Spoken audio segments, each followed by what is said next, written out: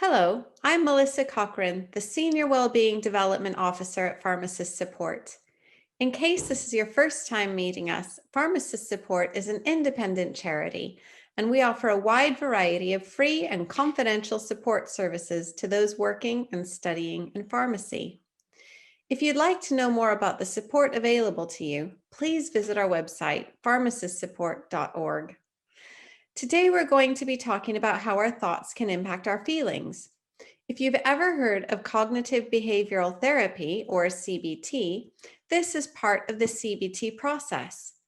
Understanding how our thoughts can impact our feelings and that we can get caught in a cycle of negative thinking, feeling, and behaving can help us to break out of this cycle and create new and healthier ways of thinking and behaving.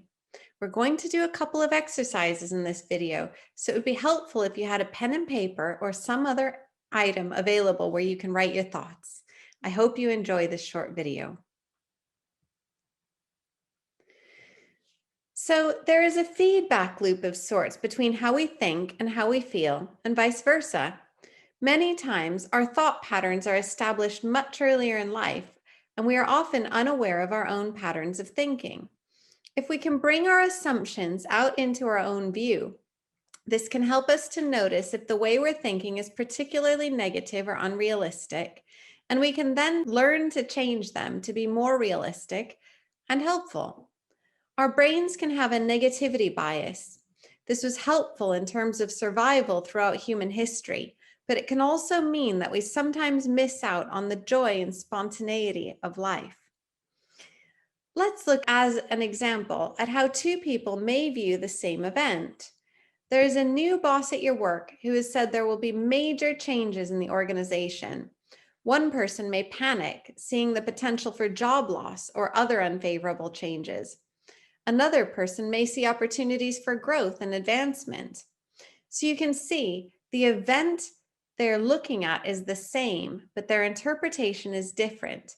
This may lead to different feelings and behaviors in both of these employees. The ABC process is a cognitive behavioral therapy technique to help us to see how our thoughts are impacting our feelings. Let's go through this together. We'll use a trainee example. You're working in the pharmacy and your manager gives you some pointers for improvement. So that is the activating event.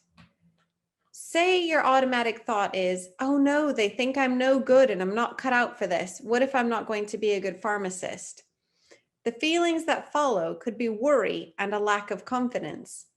The behavior could be to shut down and stop trying, or to start checking everything so many times that you aren't functioning in the way you'd like.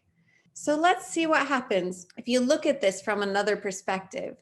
The activating event is the same. Your manager gives you some pointers for improvement.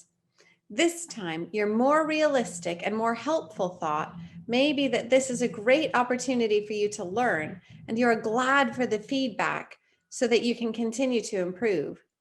This is what the trainee year is for. This thought could lead to a different feeling, perhaps one of determination to learn all you can and make use of the feedback you get. Your behavior could then be to implement suggestions and perhaps elicit more feedback that could help you.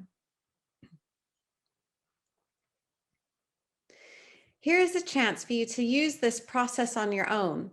Please take a few moments to think about a situation in your life or the life of someone you know.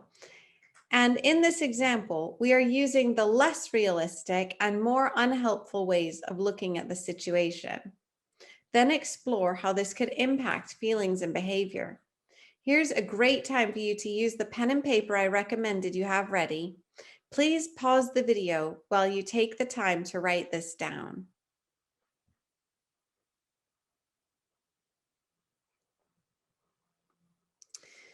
Great. How did that go? I hope you were able to write down some of the more negative and unrealistic thoughts you might have in your situation and to see how those can impact you.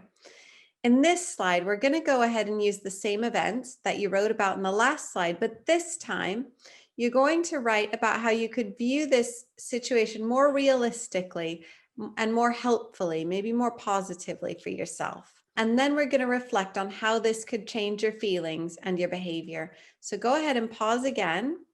And I hope you enjoy this part of the exercise. I hope you found today's session useful and have some ideas about how you can put this information into practice.